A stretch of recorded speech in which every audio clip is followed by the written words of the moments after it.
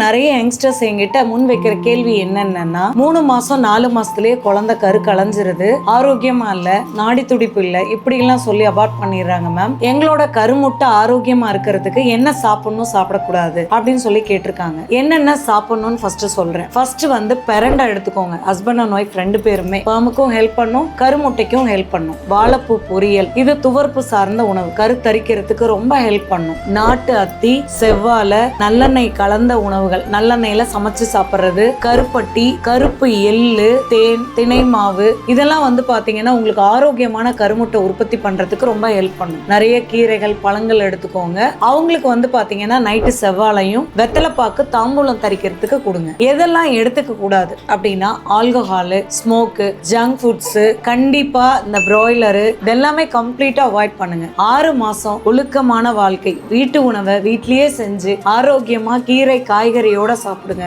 8 மணி நேரம் ஒழுக்கமா தூங்குனீங்க அப்படின்னா அழகான குழந்தை பிறக்கிறத நீங்க கண்கூடா பார்க்கலாம்.